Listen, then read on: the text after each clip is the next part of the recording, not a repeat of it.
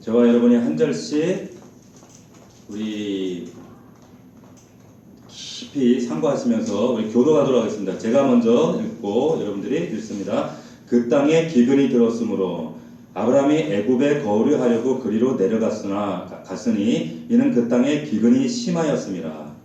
그가 애굽에 가까이 있었을 때에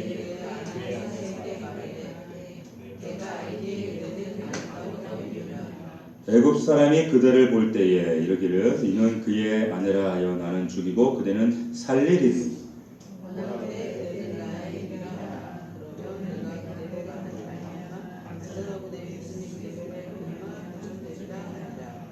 자, 12장 14절입니다.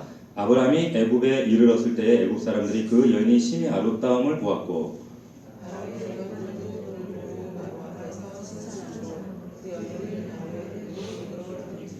이에 바로가 그로 말미암아 아브라함을 후대함으로 아브라함이 양과 소와 노비와 암수나귀와 낙타를 얻었더라.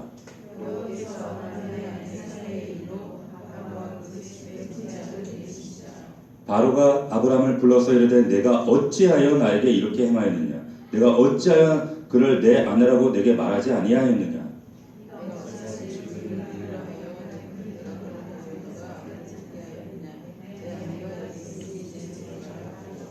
다 같이 읽습니다. 바로가 사람들에게 그의 일을 명하매 그들이 그와 함께 그의 아내와 그의 모든 소유를 보내었더라. 아멘. 자, 우리 누구에게 듣는가?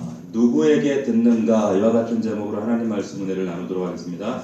오늘 본문의 말씀은 여러분들 잘 아는 본문입니다. 아브라함이라고 하는 한낱 이방인에 불과했던 하나님의 하자도 몰랐던 그런 아브라함을 하나님께서 그 우상쟁이에 불과했던 아브라함을 선택하시고 부르시고 뭐라고 하시냐면 본토 친척 아비집을 떠나라. 그 말씀만 붙잡고 이 아브라함이 떠났습니다. 떠난 그 아브라함이 드디어 약속의 땅에 도착한 직후의 사건을 다루고 있는 본문이 지금 오늘 본문이에요. 그런데 약속의 땅에 도착해서 정착한 땅을 찾기도 전에 어떤 문제가 찾아왔는가 하면 지금 버티기 어려운 기근이라고 하는 문제가 찾아왔어요. 자, 기근이라고 하는 문제를 딱 만났습니다.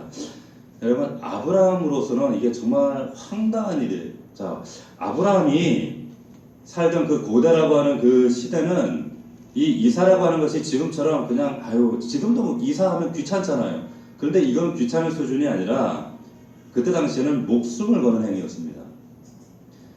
본토 친척 아베집을 떠나는 것은 그 당시에는 모든 안정적인 울타리, 부족 사회에서 모든 안정적인 울타리를 다 해체하는 것이고 그 다음에 어떤 일이 일어날지는 모르는 그 미지의 땅, 어둠의 땅, 막막한 그 땅을 향해서 뛰어들어가는 이거는 목숨을 거는 일이에요.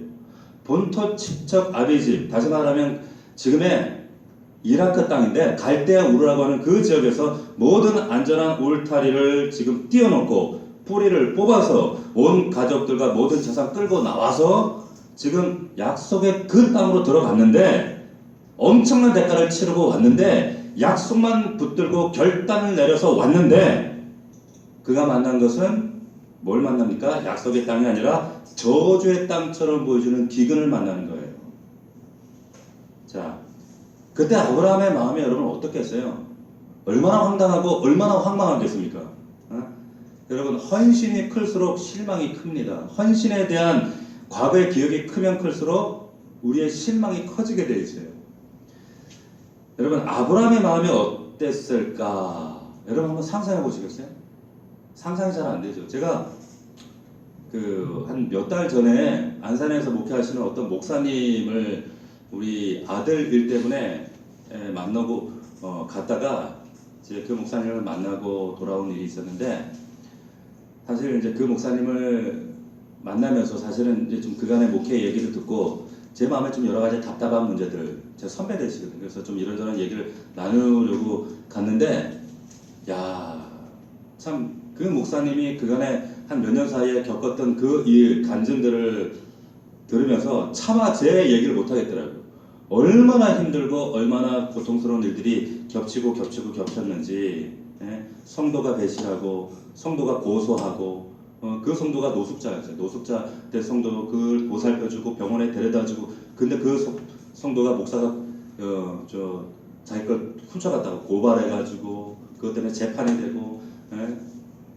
그래서 또 빚을 내서 그 성도에게 갚아주고, 그런데 그 믿었던 또 어떤 성도는 어떤 다른 성도에게 해코지를 해가지고 그 성도가 상처도 떠나고, 막 이런 일들이 겹겹이 쌓이고 지금 듣기만 해, 딱 들으면서 어떻게 버텼지? 어떻게 버텼지? 어떻게 참아냈지? 막 싶을 만큼 막 그런 상황에 어려움들이 막 겹치고 겹쳐가지고 막 너무 마음이 아프더라고요. 그러면서 왜 사람이 너무 일을 당하다 보면 사람이 좀 멍해지거나 때로는 막 하나님에 대해서 막 분노가 화가 나잖아요. 막 화가 난다. 어떻게 하나님이 도우시는 속길은 보이지도 않고 어떻게 하나님을 믿는다고 따라 나서는 이 길에 이런 고통과 어려움이 있는지 막 원망이 한탄이 나오고, 정말 죄송한 편인데 하나님을 향해서 막 진짜 분노가 나더라는 거예요. 화가 나더라는 거죠. 정말 하나님 살아있는 거 맞습니까? 살아계시면 이럴 수 있습니까? 이런 말들이 막 나오는 거죠. 근데 아브라함이 지금 보세요. 어마어마한 결단을 하고 정말 인생 전체를 거기다 다 건 거예요. 본토 친척 아비집을 떠난다는 건. 약속의 말씀 그 한마디에 건 거예요. 그런데 아브라함이 지금 굉장한 믿음이 있어서 이런 선택을 한 것이 아니라 사실 그때 아브라함은 초신자예요. 초신자. 하나님의 하자 겨우 알았어요. 이방인이었단 말이에요. 그런데 아브라함이 지금 그런 엄청난 결단으로 들어간 약속의 땅에 약속이 아니라 저주스러운 기근이 지금 딱 있어요. 도무지 이걸 바라볼 때 이건 살 수 있는 땅이 아니지 라는 판단이 딱 됐을 때 여러분 생각해보세요. 이거 뭐지?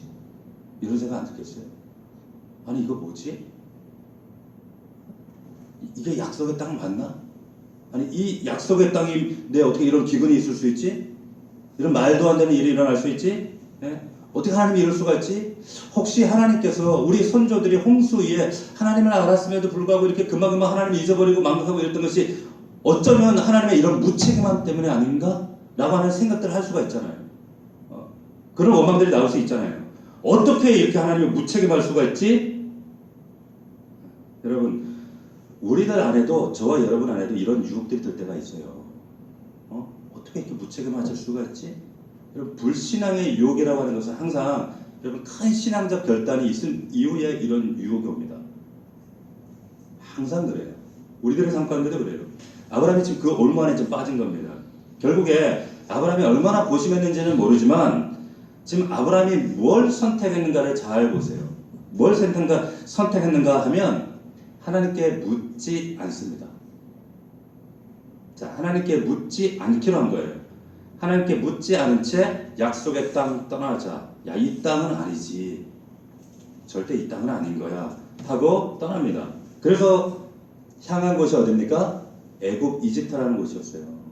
애굽이라는 곳 웬만해 좀 어렵고 힘들다 그러면 사람들이 그때는 다 애굽으로 갔거든요. 왜? 나일강이 있고 풍족하고 그래도 기름진 곳이기 때문에 적어도 그 땅으로 가면 굶어 죽지는 않겠지. 자, 그래서 그쪽으로 가는 거예요. 10절 보십시오. 10절 다시. 12장 10절. 자, 그런 아브라함의 마음을 여러분들이 마음의 전제로 두고 그려가면서 한번 10절 한번 읽어봅시다. 시작. 그 땅에 기근이 들었으므로 아브라함이 애굽에 거류하려고 그리로 내려갔으니 이는 그 땅에 기근이 심하였음이라. 자, 애굽에 거류하려고 내려갔다라고 하는데 보통 팔레스타인이 지대가 높습니다. 그래서 내려가고 올라가고 이게 맞아요. 애굽으로 내려가는 거예요. 그런데 여기 거류한다는 이 말은 여러분 잠깐 들린다, 잠깐 머문다 이 뜻이 아니라 이 말은 여러분 이민 간다는 말이에요. 이민 간다는 말입니다. 우리 아들의 친구가 가정이 얼마 전에 캐나다로 이민을 갔어요. 남편이 번듯한 직장이 있어요. 그리고 아내 되시는 분이 고등학교 선생님이에요. 그런데 캐나다로 아무 연고도 없어요. 왜 가냐 이유 없어요. 그냥 이 땅이 너무 힘들고 지긋지긋하다. 오죽하면 이민 가겠어요. 지금 아브라함도 그 마음이에요. 지금 다시 말하면 아브라함은 지금 약속의 땅에 대해서 굉장히 실망한 거예요. 여러분 우리는 보세요. 우리가 누군가에 대해서 정말 극심한 배신을 당했을 때나 실망을 받았을 때나 그 사람이 약속을 안 지켰을 때 우리 안에 어떤 마음이냐면 본전 생각이 나요. 너가 나한테 그랬어? 그럼 너도 한번 당해봐 라고 하는 그런 내 안에 권리의식이 생깁니다.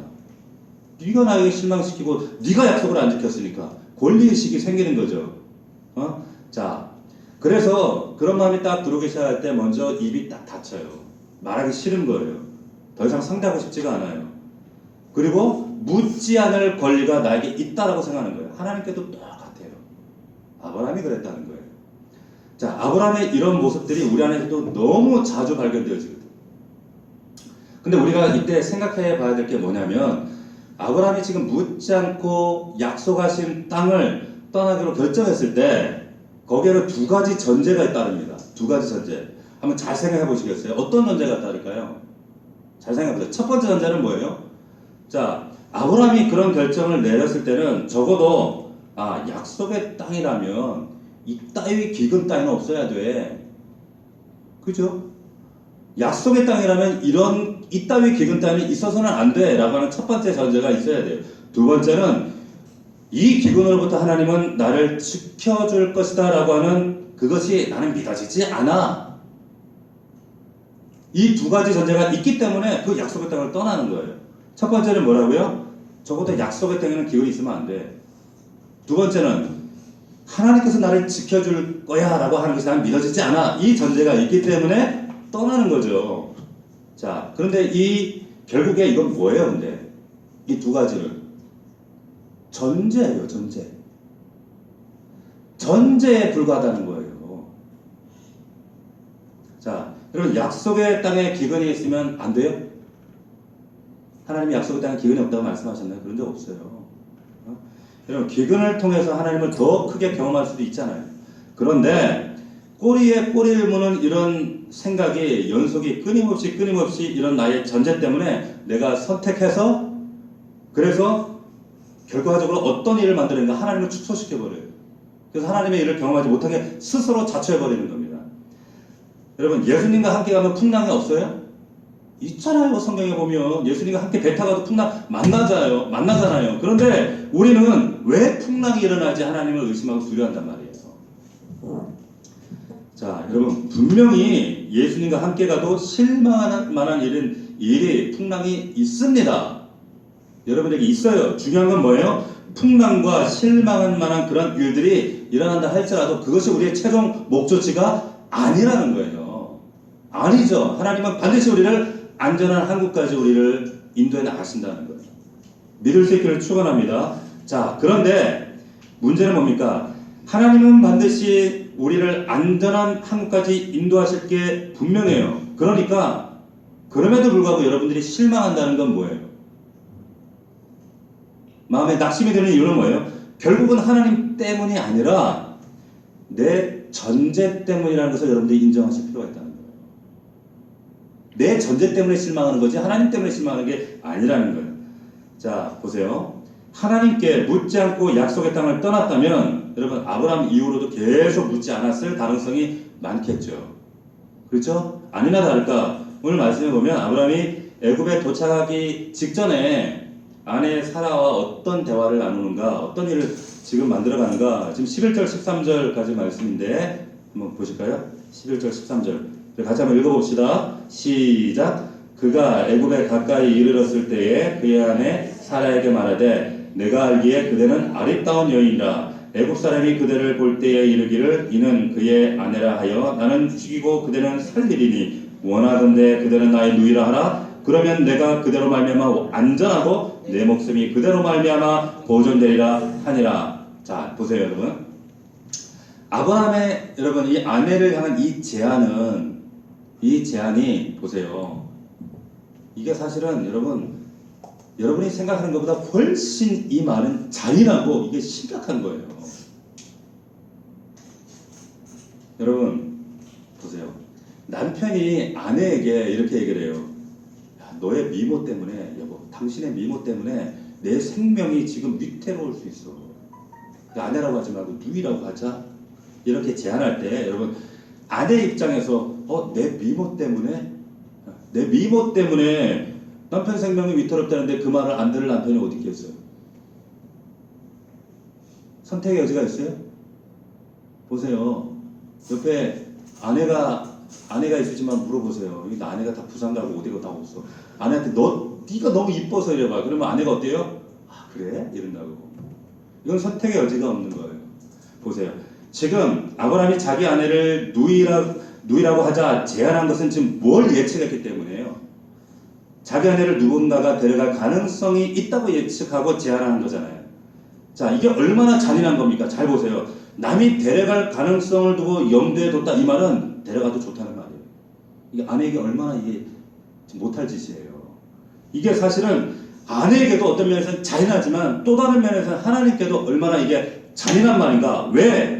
하나님께서 아브라함에게 약속하신 것 중에 땅과 자손과 그리고 복이 되게 하시겠다 말씀하셨거든요. 근데 그 가운데 약속하신 그 약속 가운데 중요한 것 중에 정말 중요한 거 뭐예요? 내가 너를 통해서 큰 가문과 패밀리를 이루겠다. 그 말씀하셨다는. 그런데 아내를 남에게 줘버릴 것을 예측한다면 그 말은 뭐예요? 그 하나님의 약속을 파괴하겠다는 뜻이에요. 하나님 입장에서 이거 얼마나 이거 잔인한 말이에요. 네가 어떻게 그렇게 쉽게 약속을 줘버릴 수가 있어? 얼마나 가슴 무너지는 얘기예요. 응? 결국에 아브라함은 지금 의심과 두려움에 완전히 장악돼 버린 거예요. 하나님 없어요. 이때는 하나님 자체가 없어요.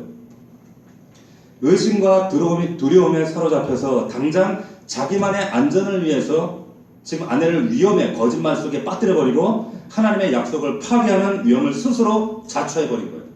자, 여러분 보세요. 이게 의심과 두려움이 우리 안에서 역사하는 강력한 부정적인 힘이에요. 여러분, 불신앙과 의심과 두려움은 여러분 강력한 힘을 가지고 있어요. 힘으로 작동합니다. 여러분, 아브라함은 지금 자기를 책임지는 자가 누군지 망각했어요. 하나님 자체가 없어요.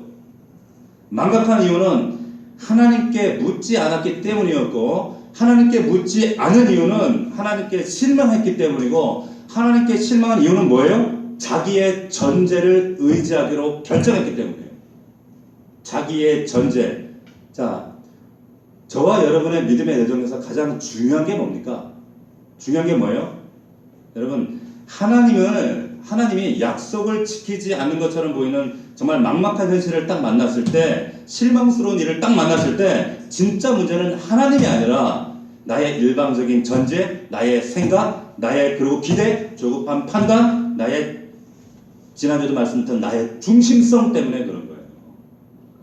그렇기 때문에 이 실망이 반복이 되는 겁니다. 여러분, 하나님께는 문제가 없습니다. 믿습니까? 여러분, 하나님께는 문제가 없어요. 여러분, 이건 대전제예요. 대전제. 하나님은 항상 선하시고 옳으셔요. 믿습니까? 이게 대전제가 될 때 여러분, 그 다음에 여러분들이 치열하게 생각하고 고민하고 하나님께 기다리는 거예요. 근데 이 전제가 무너지면 그때부터 세상 사람들하고 여러분들 다를 거 뭐가 있어요? 아무것도 없습니다. 여러분, 결국에 하나님을 떠난 내 생각과 판단이라고 하는 것은 의심과 두려움에서 사실은 시작되는 거예요. 의심과 두려움, 물론 여러분 의심과 두려움이 무조건 나쁜 건 아닙니다. 여러분, 우리가 진리가 아닌 거에 대해서는 의심해야 돼요. 이게 유사절인지 복음이 아닌지 긴지 우리가 정말 의심할 수 있는 것들은 의심해야 돼요. 그리고 마땅히 하나님은 두려워해야 돼요. 그런데 문제는 뭐예요? 여러분들이 문제가 뭔지 아세요? 네? 이걸 정반대로 하고 있어. 현실은 두려워하고 하나님은 의심해요. 이러고 있단 말이에요. 여러분, 이런 현실을 두려워하고 하나님을 의심하게 되면 문제는 뭐냐면, 적어도 하나님의 사람들은 가다 보면 이것이 여러분 조금씩 뒤틀리기 시작합니다. 여러분 그거 못 느끼시나요? 적어도 하나님의 자들, 믿지 않는 사람들은요, 불신자들은 말씀드렸잖아요. 요한복음 말씀 가운데 이미 그들은 심판이에요. 지옥 심판이기 때문에 하나님께서 로마서 말씀에 의하면 내비둬요. 유기하신다 그래요. 영어에 보면 내립비 한단 말이에요. 냅둔단 말이에요. 근데 하나님의 자녀는 적어도 하나님의 음성을 듣지 않고 내 의심과 두려움의 소리를 계속 듣다 보면 삶이 조금씩 좀 뒤틀려요. 근데 깨달아집니다. 적어도 영감 있는 사람들. 보세요. 현실을 두려워하기 때문에 현실이 나의 판단, 선택이 되는 그 기준이 되는데, 여러분 현실이라는 건 뭡니까? 이 항상성이 있어요? 이해관계잖아요. 상대적이잖아요. 그러니까 이게 항상성이 없기 때문에 상황에 따라 다르기 때문에 이건 절대 여러분들의 기준과 선택이 될 수 없다는 거죠. 여러분, 아브라함이 하나님을 의심하고 현실을 두려워함으로 그가 만든 전제가 뭐였습니까? 이거죠. 야, 애굽 이 남자들은 이 늑대 같아갖고 여자분 보면 환장을 해. 그래서 내 아내는 너무 아름답잖아. 그러니까 내 아내를 이놈들이 가만두지 않겠지. 그러니까 따라서 틀림없이 나를 제거하고 내 아내를 뺏어갈 게 분명해. 그러니까 내가 살려면 이길 뿐이야. 내 아내를 누이라고 해. 라고 하는 이 전제. 그런데 여러분, 이건 현상적인 거예요. 진짜 오리지널 버전 속에 있는 버전은 뭔지 아세요? 뭔지 아세요? 하나님은 내가 기대했던 것과 달라 이거예요. 하나님은 내가 생각했던 하나님이 아니야 라고 생각했던 거예요. 자, 하나님은 약속하신 땅에서도 책임지지 못하는 하나님인 걸 보면 어떻게 애굽 땅에서 나를 책임지겠어? 그러니까 내가 나를 책임져야지. 그러니까 이 길밖에 없는 거야 라는 방식으로 믿음이 역주행하는 겁니다. 자, 여러분, 하나님으로부터 듣지 않고 여러분 의심과 두려움으로부터 들으면 어떤 일이 발생하는가? 하나님이 개입하셔요. 개입하셔서 하나님만이 하실 수 있는 일들, 이런 것들을 이방 사람들에서 듣게 하십니다. 여러분, 만약에 아브라함이 이 기근에도 불구하고 이 약속의 땅에서 떠나지 않고, 그때 하나님의 음성이 사실 들리지 않았어요. 들리지 않고 임재하시진 않았지만, 그럼에도 불구하고 약속의 땅에서 애굽으로 내려가지 않고 떠나지 않았다면 어떤 일이 있었을까요? 어떤 일이 있었을까요? 아마도 까마귀가 고기를 물어다 줬을지도 몰라요. 엘리야처럼. 어쩌면 반석에서 물이 터졌을지도 몰라요. 예측하지 못했던 일들 하나님께서 하셨을지도 몰라요. 여러분, 의심과 두려움 때문에 하나님께서 여러분들 삶 가운데 일하실 수 있는 기회를 박탈시켜버리는 거예요. 뭐 때문에? 의심과 두려움 때문에. 아이고, 성경에 하나님이 뭐 설마 이렇게 하시겠어? 여러분 삶 가운데 왜 내 삶에는 성경에 나타난 기적과 응답과 말씀하신가? 하나님은 지금 말씀하시고자 하는데 내게는 왜 안 들릴까? 왜 내 삶 가운데는 하나님의 응답하심과 역사와 기적이 나타나지 않을까? 어쩌면 여러분들이 지금도 박탈시키고 있는지 모른다는 거죠. 여러분, 너무나도 우리에게 중요한 것은 뭐냐면 어떤 경우에도 하나님으로부터 들으려고 하는 이 결단, 그리고 하나님은 모든 상황에서도 항상 선하시고 옳으시다라고 하는 이 단순한 확신, 이걸 가지고 우리가 흔들리지만 않으면 하나님께서 역사하실 줄로 믿습니다. 여러분, 기억하셔야 돼요.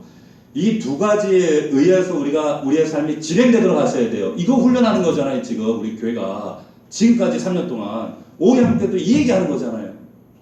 제발 하나님을 경험하는 삶을 통해서도 그랬고, 우리가 큐티하면서도 그렇고, 그래서 제발 복상하라고 큐티하라고 매일매일 하나님 말씀 없이는, 말씀을 펴놓고도 우리는 엉뚱한 일을 행하는 자들이 우리 인간이란 말이에요. 여러분, 그래서 여러분들 복상하셔야 돼요. 큐티하셔야 돼요. 말씀을 듣고 이 말씀이 하나님 나에게 어떻게 적용하시고 어떻게 순종하시고 어떻게 인도해 나가시는가 봐야 된다는 거예요. 듣기 위해서. 제가 정말 존경하고 아끼는 선교사님 한 분이 계세요. 전희승 선교사님이라고. 제가 좀 뵙지 못한 지가 꽤 됐는데, 제가 이전 교회 때도 한 번 오셨었어요. 네, 지금 마다가스카르라고 하는 아프리카에 계시는데, 이분이 어떤 분이냐면 우리나라에 정말 네로라 하는 그런 명문가의 재벌집의 아들이었습니다. 그러니까 일찍 막 그 프랑스로 유학을 하고, 아버지께서 그 선친께서 돌아가셨지만 그 학교하고 대학교하고 이렇게 운영하시던 큰 집안이었어요. 재벌이었죠. 근데 이분이 이제 아버지께서 유언으로 돌아가시기 전에 내가 죽으면 네가 학교 이사장을 맡아라. 근데 아버지 유언에 순종하는 마음으로 이제 아버지가 돌아가시고 이사장이 됐어요. 그런데 이제 그러고 나서 집안에 전쟁이 난 거예요. 이제 재산 분배로 이사장의 자리를 놓고 전쟁이 일어나고 소송이 나고, 이것 때문에 형제간에 막 피나는 싸움이 나고 재산을 뺏고 형제 사이에 원수가 돼가지고 이걸 소송하고 재판하고 이러면서 이분이 완전히 정말 영혼과 몸이 만신창이가 돼버린 거예요.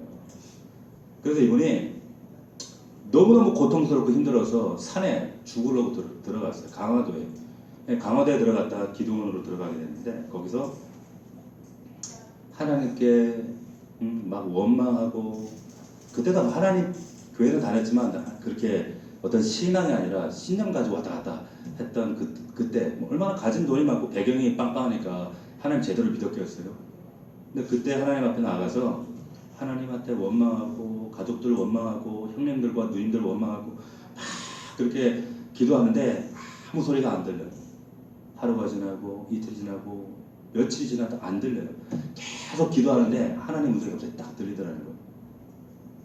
뭐라 그럴까요? 네 거 아니잖아. 두 마디 네 거 아니잖아. 그 음성이 딱 들리더라는 거예요. 그때 하나님을 정말 인격적으로 뜨겁게 딱 만나고 하산하자마자 그 모든 그 이사장직과 그리고 가진 재산과 배경을 딱 포기하고 아무 조건 없이 그 고소 고발 이런 것도 다 취하고 포기하고 형제들한테 다 주고 그냥 강원도로 들어갔어. 강원도 원주로. 그래서 남매 둘과 어린 그 초등학생 그때가 30대거든. 어린 그 남매와 그리고 아내와 강원도 원주 산골짜기에 들어가서 그때 선교사 훈련을 받은 거야. 3년 동안. 하나님이 주시면 먹고 까마귀로 갖다 주시면 안 굶고 없으면 굶고 집에서 나올 때 10원 한 장 가지고 나오지 않았대. 네. 그래서 강원도 산골에 들어갔더니 마침 폐가가 있는데 전기도 들어오지 않는 집에서 3년간 그 훈련을 받으신 거예요.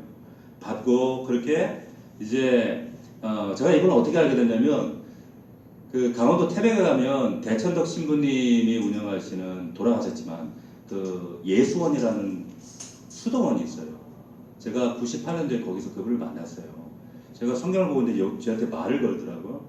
말을 거시는데 그때 이후로 관계로 이제 이분하고 대화하면 참 신기해요. 참 신기한 게 뭐냐면 이분은 좀 인간적으로 보면 좀 답답해. 왜? 하나님이 말씀하시기 전에 들리기 전에는 움직이잖아요. 가족이 굶어요. 그래도 안 움직여. 애들이 학교 보내는데 돈이 없어. 근데 안 움직여. 근데 이분이 그 한국에 오셨을 때 이제 해마다 이제 한국에 들어와서 그 선교 일 때문에 들어오시면 CGN TV에도 전희승 선교사로 이렇게 나와요. 근데 이분이 한 번은 저하고 만나서 그런 얘기를 하더라고. 어떤 가정을 하시냐면 그 자녀들을 아프리카에서 공부시키는데 물질적으로 환경적으로 한계가 있잖아요. 근데 돈은 하나도 없고 그리고 근데 어떻게 할 수 있는 방법 없고 기도하는데 아무 관련도 없는 어떤 권사님한테 전화가 온 거예요. 전화가 가지고 제가 그때 그 얘기를 언제 들었냐 서울에 있을 때 제가 막 결혼했을 때 그때 이제 저하고 만나서 따로 좀 깊은 이야기를 나눈다고 모텔을 잡아놓고 그 얘기를 나눴어요. 그런데 어떤 권사님이 선교사님 하나님이 선교사님 드리라고 했어요 하면서 가방을 가져왔대요. 근데 그 교회가 온누리교회 권사님이었대요. 근데 그 권사님이 가방을 가져왔는데 여러분 현금으로 얼마를 가져왔을까요? 얼마를 가져왔을까요? 1억을 가져온 거예요. 현금으로. 그거를 나한테 자랑하더라고. 제가 좀 열이 받더라고요. 와, 그래서 나도 좀 나눴으면 안 될까? 이제 속으로만. 근데 이분이 항상 하나님께 응답받는 건 그런 거예요. 그냥 굶으라면 굶어요. 기다리라면 기다려요. 어떨 때 보면 진짜 미련스러워요. 어떻게까지 저렇게까지 기다리나. 답답하다. 이런데도 기다려요.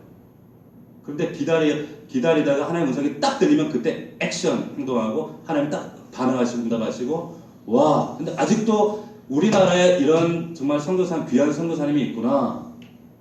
참 존경스러워요. 만나면 여자 같아. 애기 같아요.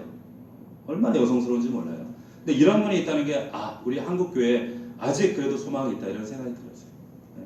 언제 기회가 되면 우리 교회 한번 모실 거예요. 보세요, 여러분. 하나님께 듣는다는 것은요. 이것은 전적인 믿음이 아니면 전적인 하나님에 대한 신뢰가 아니면 절대 우리가 이 들음으로 기다릴 수가 없습니다. 보세요, 여러분. 의심과 두려움이라고 하는 촉은요. 이것도 굉장히 예민합니다. 그래서 여러분 의심과 두려움의 촉이 이게 사실은 나름대로 이게 굉장히 좀 그 잘 발달되어 있는 사람들 보면 그대로 가잖아요. 그대로 되어져요. 어쩔 때는 그 의심과 두려움의 촉이 오를 때도 있어요. 맞을 때도 있단 말이에요. 자, 지금 아브라함이 하나님 대신에 의심과 두려움으로부터 듣는 이 내용들 현실적으로 보면 말씀 보세요. 딱 맞아 들어갑니다. 보세요. 의심과 두려움이 가르친 게 뭐예요? 야, 네 아내 위험하다. 네 아내 때문에 너 애국 가면 너 무슨 봉변당할지 모르고 네 아내가 엄청나게 이쁘니까 엄청난 사람들이 관심을 보일 거고 너를 제거하고 너에게 뺏어갈 거고 그럴 가능성이 많으니까 네 아내를 누이라고 해. 자, 이런 마음을 의심과 두려움이 전제로 가르쳐줬어요. 자, 누이라고 해라라고 하는 이 제안을 했을 때 근데 만일에 애굽에 들어갔는데 애굽에 가자마자 애굽 남자들이 그런데 어느 누구 하나도 지금 사례한테 관심을 보이지 않는다면 그러면 얼마나 이 두 사람이 민망하겠어요? 그렇지 않겠어? 좀 민망하지 않겠어? 그런데 놀랍게도 말씀해 보면 이 의심과 두려움이 가르치는 대로 사례에 대한 관심이 완전히 폭발적인 거예요. BTS 저리 가라요. 말씀 보면 보세요. 14절 15절 한번 보십시오. 같이 읽겠습니다. 14절 15절 시작. 아브라함이 애굽에 이르렀을 때 애굽 사람들이 그 연이 심히 아름다움을 보았고 바로의 고관들도 그를 보고 바로 앞에서 칭찬함으로 그 연을 바로의 궁으로 이끌어들인지라. 폭발적입니다. 여러분 잘 보세요. 의심과 두려움이 가르쳐준 그대로 고스란히 성취됐을 뿐만 아니라 과도하게 성취돼요. 여러분 이게 의심과 두려움의 힘이에요. 또 하나 이 부정적인 믿음이라니까요. 그리고 바로 왕까지 반해가지고 지금 왕궁으로 데려가 버리는 거예요. 여러분 근데 여기서 중요한 게 뭔지 아세요? 지금 내 앞에 일어날 어떤 일을 얼마나 정확하게 알려주느냐보다 더 중요한 게 훨씬 중요한 게 뭐냐면 누가 알려주느냐예요. 누가 알려주느냐. 지금 왜냐하면 하나님이 가르쳐 주신 게 아니라면 지금 의심과 두려움이 가르쳐 준 것이 맞으면 맞을수록 그 사람은요 의심과 두려움의 통제 안에 들어가게 돼 있어요.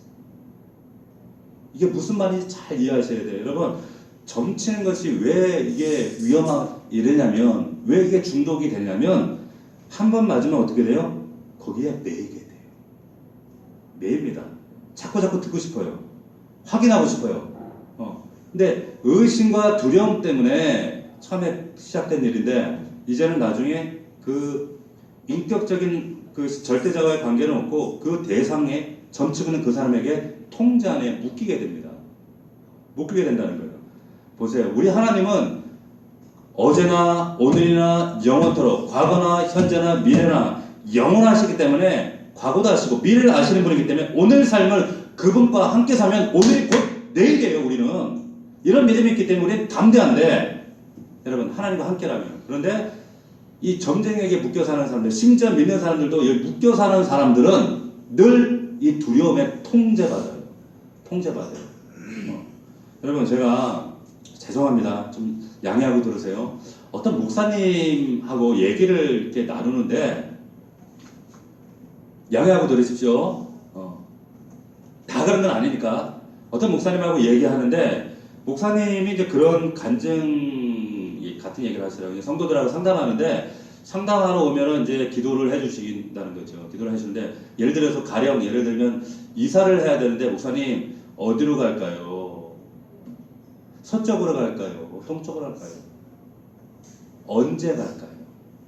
자 물어요. 혹은 임신을 했어요. 그럼 목사님이 딸일까요? 아들일까요? 이번엔 딸이고 다음에는 아들일 것 같다. 사업하시는 분들 이거 제가 직접 들은 거예요. 사업하시는 분들 이번에는 대박 난다. 이건 아니다. 자 여러분 이거 이럴 수도 있어요. 그런데 보세요. 이분이 얘기하시면서 이런 성도들이 와서 상담하면 내가 이렇게 기도를 해주다 보면 웬만하면 이게 맞는다고 이렇게 은근히 자랑하듯 얘기를 하시더라고. 근데 제가 마음에 쿵 하는 거예요. 너무 불편한 거예요. 마음이. 보세요. 여러분 그런 경우에 그런 기도가 맞으면 맞을수록 여러분 그거는 고마운 게 아니라 뭐예요? 사악한 거예요. 사악한 거예요. 보세요. 여러분 일단 그런 구체적인 말을 듣고자 하는 사람들 마음은 어떤 마음일까요? 어떤 마음이에요? 이건 좀 알아야 돼. 이걸 좀 알아야지 내일로 갈 수 있어. 예수님은 내일 일은 염려하지 마. 그러셨는데도 불구하고 나는 내일 일을 좀 알아야만 할 것 같은 여러분 이 마음은 뭐죠? 나는 그래도 내일 일을 좀 알아야 될 것 같은 이 마음은 뭐예요? 나는 어떠한 경우에도 하나님을 신뢰할 수 있어 라고 하는 마음에서 벗어나 있는 거예요. 나는 어떠한 경우에도 하나님을 신뢰할 수 있어. 그 마음에서 이미 이탈되어 있는 거예요. 다시 말하면 여러분 이미 두려움과 의심이 그 안에 장악하고 있다는 말입니다. 여러분 자꾸 그런 분들한테 가서 머리 디밀지 마세요. 하나님은 여러분들에게 필요하시면 직접 말씀하세요. 여러분이 지금 못 들을 뿐이지. 여러분이 두려움과 의심에 가로막혀 있고 욕심에 가로막혀 있어서 그럴 뿐이지 왜 자꾸 엉뚱한 데 가서 점치듯이 들이밀 거리지 마시라는 거예요.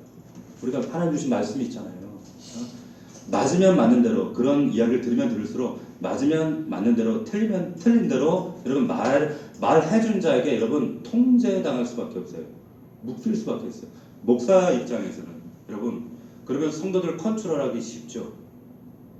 하나님 대신에 여러분 이래서는 안 된다는 거예요. 여러분 하나님은 우리 자신에게 복을 주시길 원하시는 분이죠. 당연히 복 주기를 원하시는 분이지만 야 서쪽보다는 동쪽이 낫다. 아들보다는 딸이다. 야 이 사업은 된다. 이건 안 된다. 이게 더 복되다. 이렇게 말씀하시는 분이 아니세요.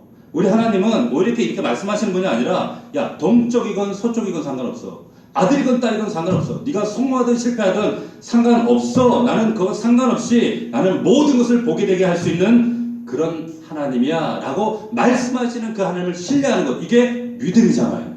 아멘입니까? 근데 왜 자꾸 동쪽 서쪽 거기에 관심을 갖냐고요. 여러분 하나님은 모든 상황 속에서 내가 잘 될 때나 안 될 때나 하나님 그 상황 속에서도 우리에게 영광 받으시기에 합당하신 분이고 그렇게 하실 수 있는 그런 하나님이시다는 것. 그런데 이런 점쟁이식 기도는 그걸 못하게 해요. 그건 사람을 보게 한단 말이에요. 통제 아래 들어간다는 거예요. 그래서 의심과 두려움을 또 고착시키고 그 마음을 어둡게 만들어요. 흐리게 만들어요. 이게 사악함이라는 거예요. 사악함. 여러분 정말 부탁드리는데 아무 때나 가서 머리 디밀지 마세요. 기도해달라고. 에이? 그러면 안 된단 말이에요. 함부로 안 써받았다 큰일 나요. 자 여러분 보세요. 지금 애굽에 도착한 아브라함에게 의심과 두려움의 막 전성기가 지금 왔습니다. 의심과 두려움이 가르쳐준 대로 여러분 결과가 뭡니까? 결과 보세요. 16절 한번 봅시다. 16절 같이 읽겠습니다. 시작. 이에 바로가 그로 말미암아 아브라함을 후대함으로 아브라함이 양과 소와 노비와 암수 나귀와 낙타를 얻었더라. 우와 부자 됐네. 어쨌거나 의심과 두려움으로 갔더니 부자 됐으면 됐지 뭐. 또 이렇게 생각하시는 분들이 있어. 보세요. 지금 아브라함이 의심과 두려움이 가르쳐준 대로 예측한 대로 지금 모든 일이 전개됐어. 그리고 그대로 애금들이 잘도 소가 넘어가 주네. 자 덕분에 재산까지 얻었어요. 자 보세요. 그런데 여러분 의심과 두려움 덕분에 아브라함이 얻은 그 큰 재산은 재산이 아니라 뭐예요?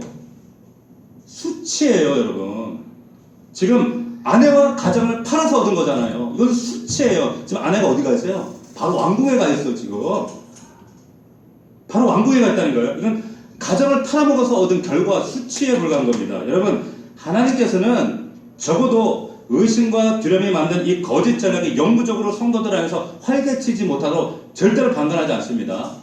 하나님의 사람이라면 여러분들이 진짜 하나님이 부르신 사람들이 맞다면 여러분들이 끊임없이 의심과 두려움에 농락당하도록 하시지 않아요. 거짓 성공에서 성공 가운데 살아가도록 하시지 않는다니까. 어떻게 해요? 하나님은 과격한 방법을 동원해서라도 하나님께서는 돌이키세요. 오늘 이 하나님께서 사용하시는 이 과격한 이 방법이 뭐예요? 바로왕에게 나타나서 진실을 그냥 말해버리는 거예요. 하나님께서. 보세요. 17절 한번 보시겠습니까? 17절 자, 읽겠습니다. 시작. 여호와께서 아브라함의 아내 사레의 일로 바로와 그 집에 큰 재앙을 내리신지라. 여러분, 아브라함은 지금 애굽 사람들과 바로 왕을 제대로 이제 속여 먹었다. 그런 줄 알았지만 지금 하나님께서 바로 왕에게 직접 진실을 알려서 지금 아브라함을 수치에 빠뜨리시는 겁니다. 조금 전까지 다 속이고 다 된 줄 알았는데 아내를 이용해서 속임수를 그래도 꽤 성공적으로 지금 자기가 되어 있는 줄 알았던 아브라함이 발가벗겨지는 거예요. 수치를 당하는 겁니다. 여러분, 하나님께서 지금 바로가 그 집에 재앙을 내리셨다고 했는데 이게 정확하게 어떤 재앙인지는 안 나타나 있어요. 그런데 창세기 20장에 가면 이 바보 같은 짓을 아브라함이 똑같이 반복을 합니다. 그때 대상은 누구예요? 그랄 왕 아비멜렉이에요. 똑같은 일을 또 반복합니다. 그때 아비멜렉 집안에 내린 재앙이 뭐였습니까? 병을 통한 죽음의 재앙이었어요. 자, 거기에 비춰본다면 오늘 바로 왕에게 내린 재앙도 비슷한 전염병 같은 재앙, 죽음의 재앙이었을 가능성이 많겠죠. 그렇죠? 자, 그렇다면 한번 생각해 보세요. 지금 하나님이 아브라함에게 너는 세상의 복이 될 거야. 땅 줄게, 자손 줄게. 그리고 너는 복의 근원, 세상의 복이 될 거라고 말씀하신 하나님이신데 지금 아브라함이 하나님으로부터 듣지 않고 의심과 두려움으로부터 듣게 될 때 여러분 보세요. 세상의 복이 아니라 세상의 재앙이 되는 거예요. 잘 기억하셔야 돼요. 적어도 하나님으로부터 부름받은 하나님의 성도들은 하나님께로 듣지 않고 세상 사람들처럼 의심과 두려움 속에 함몰되어 살아가고 거기에 따라가고 즉흥적으로 결정하고 살아가면 여러분 수치당합니다. 이런 일을 반복하게 돼요. 정말 그렇다니까. 제가 목사잖아요. 저는 임상적으로 성도들의 가정 이런 삶에 진짜 말씀이 진짜인가 목회 26년 7년 하면서 성도들의 가정을 이런 것들 쭉 보잖아요. 여러분 말씀은 하나도 벗어나는 적이 없어요. 얼마나 감사해요. 그러니까 여러분에게 복상하시라는 거예요. 자, 하나님의 사람들이 여러분 이런 이유 때문에 하나님으로부터 정말 우리가 듣지 않을 때 오히려 하나님 백성 아닌 이방 사람들로부터 하나님의 음성을 들어요. 그래서 보십시오. 여기 18절 19절을 보시면 바로가 아브라함을 불러서 이르되 내가 어찌하여 나에게 이렇게 행하였느냐? 내가 어찌하여 그를 내 아내라고 내게 말하지 아니하였느냐? 이방인을 통해서 하나님이 어찌하여 이 얘기는 보세요. 아담과 하와가 하나님의 낯을 피해서 숨었을 때 하나님 나타났어요. 너 왜 숨었니? 왜 숨었니? 그 음성하고 똑같은 음성이에요. 어찌하여 못 알아들으니까 이방 사람들 입을 통해서라도 우리가 말씀하신다는 거죠. 여러분 이런 현상이 저와 여러분에게 그리고 교회 안에도 이 시대 교회 안에도 끊임없이 반복되어지고 있다고 하는 것입니다. 교회가 하나님부터 듣지 않고 불확실한 미래에 대한 의심과 두려움으로 자꾸 두려워하고 떨고 있으니까 들으려고 하지 않으니까 여러분 아들에게 물려주지 않으면 이 교회가 큰일 날 것 같아. 예? 여러분 이런 생각은 결국은 뭐예요? 내 아들이 안 맡으면 내 아들이 이 교회 안 맡으면 하나님 역할을 제대로 못 하실 수도 있다라고 하는 하나님에 대한 의심이에요. 죄송합니다. 예. 여러분 교회에 영향력 있는 사람이 많이 들어와야지만이 더 큰 일을 교회가 할 수 있지라고 하는 생각 그 자체는 뭐예요? 세상 힘에 대한 두려움이에요. 교회는 이런 식의 의심과 두려움이 판을 치는 것이 아니라 오직 예수 그리스도만이 힘이 되시고 능력이 되어야 하는 것이 바로 교회인 줄로 믿습니다. 십자가만이 가득 차야 되는 거예요. 왜 자꾸 세상 방식의 세상 경륜 여러분들이 저를 위해서 기도해 주실 것도 바로 이거예요. 제가 하나님의 음성을 듣지 않고 하나님의 뜻을 구하지 않고 자꾸 의심과 두려움을 하다 보면 저도 이 세계에서 목회 세계에서 저도 짬밥이 굵은 사람이에요. 수만 명 교회로부터 100명에 이른 교회까지 25, 6년 동안 목회해서 짬밥 목회 제가 그거 모르겠어요. 얼마든지 세상 경영 방식 저도 알아요. 그런데 그런 순간 교회는 기업이 되는 거예요.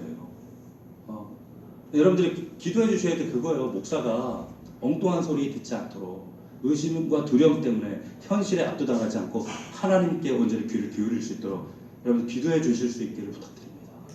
기도해 주셔야 돼요. 여러분 여기 말씀을 보면 놀라운 한 가지가 있는데 아브라함의 수치가 알려졌고 아브라함이 지금 쫓겨나 추방당합니다. 그런데 보세요. 여기 보면 20절을 보면 바로 왕이 아브라함이 거짓말로 획득한 재산에 대해서 반환 소송을 안 합니다. 반환 소송을 안 해요. 아브라함은 실패자예요. 지금 넘어졌어요. 수치에 빠졌어요. 그런데 하나님은 이 아브라함의 연약함과 부끄러움과 이 수치의 이야기를 통해서 지금 구원의 역사를 계속 써가고 계시는 거예요. 나중에 보세요. 나중에 아브라함의 자손 이 이스라엘이 똑같이 기근 때문에 이집트로 내려갑니다. 야곱의 자손들이 야곱과 그 집안들이 여러분 기근 때문에 애굽으로 내려가거든요. 그런데 애굽에서 결국 어떻게 됩니까? 큰 재앙이 임해요. 애굽 왕실에 큰 재앙이 임해서 그리고 그 백성들이 이스라엘 백성들이 큰 재산을 가지고 출애굽하는 역사가 나타나죠. 자, 이건 무슨 그림이에요? 지금 아브라함 통해서 앞날에 일어날 그림을 큰 구원의 그림을 미리 보여주시는 거예요. 하나님은 아브라함의 실패와 연약함과 수치와 부끄러움에도 불구하고 저와 여러분들이 아무리 못나고 실패하고 자빠지고 그러다 할지라도 하나님은 여전히 하나님의 구원의 역사를 여러분들 가정과 삶 속에 쏘가고 계시다는 거예요. 하나님은 절대로 후퇴하지 않으세요. 절대로 물러나지 않으세요. 이 은혜를 우리에게 지금 이 그림으로 보여주고 계시다는 거예요. 이 창세기의 이 아브라함의 얘기는 절대 믿음의 조상 아브라함 얘기가 아니라 이런 한심한 아브라함을 믿음의 자리까지 이끌어 가신 하나님의 이야기예요. 오해하시면 안 돼요. 아브라함이랑 똑같다니까. 여러분, 우리가 보세요. 정말로 하나님의 약속을 따라 각자의 자리까지 여러분들이 왔지만 예상하지 못했던 어떤 불행한 상황, 현실을 만나게 될 때 이 현실이 내가 기대했던 하나님의 약속 그것과 위배된다라고 생각되어질 때 여러분이 판단 내리기 전에 이건 아니잖아. 이 약속의 땅이 아니잖아. 약속의 땅에 왜 기근이 있어? 이런 판단이 내리기 전에 여러분들이 기억해야 될 것은 뭐냐면 내가 이해할 수 없는 이 현실을 통해서 하나님은 지금 나에게 하실 말씀이 있구나 라고 하는 거예요. 하실 말씀이 있구나. 중요한 것은 지금 이 상황, 정말 억울한 이 상황, 현실이 이게 나에게 유익한가 아니면 유익하지 않은가, 불행한가, 행복한가 이걸 계산하는 것이 아니라 하나님께서는 당신의 그 대하 드라마 가운데 나의 위치를 지금 어디쯤에 세워두셨나 이것을 빨리 인지하는 것이 중요하다라고 하는 겁니다. 여러분, 아브라함의 관점은 하나님이 약속하셨는데 어떻게 이룰 수가 있어? 약속하신 하나님이 약속에도 불구하고 기근을 만나게 하시고 떠나게 하시고 이건 아브라함의 관점이지만 하나님의 관점은 기근에도 불구하고 여러분 약속은 여전해요. 약속은 여전하다니까. 자식은 없지만 여러분 약속은 여전해요. 농사질 땅 평 없지만 그 약속은 여전하다니까. 그걸 믿으셔야 된다는 거예요. 여러분들이 약속이 여러분들에게 현실이 된다는 거. 보이는 것이 현실이 아니라. 보세요 여러분, 지금 아브라함에게 주신 복이 세 가지입니다. 뭡니까? 첫 번째, 땅, 자손, 네가 복되게 하겠다. 세 가지. 그런데 놀랍게도 아브라함은 보세요, 약속했던 땅을 떠났어요. 그리고 자손을 낳아줄 여인이 지금 바로 궁에 가 있어요. 그리고 세상에 복이 되기보다는 지금 세상에 재앙이 되고 있어요. 왜 그렇게 됐습니까? 언제 그렇게 됐어요? 하나님으로부터 듣고자 하는 그 귀를 닫아버리고 의심과 두려움으로부터 들을 때 그때부터 이 우리의 삶에 보세요. 하나님의 약속이 현실로 송두리째 넘어가는 이러한 일들이 생긴다는 거예요. 기억하셔야 돼요. 내가 지금 누구의 소리를 듣고 있는가? 누구의 말을 듣고 있는가? 여러분, 정말로 지금 내가 나의 인생과 나의 가정과 내 모든 것을 정말 지금 나에게 말을 걸고 있는 자가 누구인가? 내가 어떤 분에게 나의 신뢰와 내 마음을 드리고 있는가? 여러분들이 살피셔야 됩니다. 그럴 때 여러분들 인생 가운데 하나님이 의도하신 승리와 복을 경험할 수가 있어요. 이런 여러분들 될 수 있기를 주의 이름으로 축복합니다. 아멘. 기도합시다. 살아계신 아버지 하나님, 은혜와 사랑을 감사함을 드립니다. 하나님, 누구에게 듣고 있습니까? 여전히 아버지 하나님, 내 속에서 의심과 두려움으로 가리워져서 하나님의 음성을 듣지 못하고 하나님께 듣기보다는 여전히 현실에 타협하고 있지 않습니까? 하나님, 우리 삶이 왜 이렇게 꼬여가고 있는지 아버지 하나님 다시 한번 말씀을 통해 조명하셨사오니 깨닫게 하시고 조정할 수 있는 믿음을 허락하여 주시옵소서. 우리 다 함께 말씀 붙들고 1분간만 주님 앞에 통성으로 기도합시다.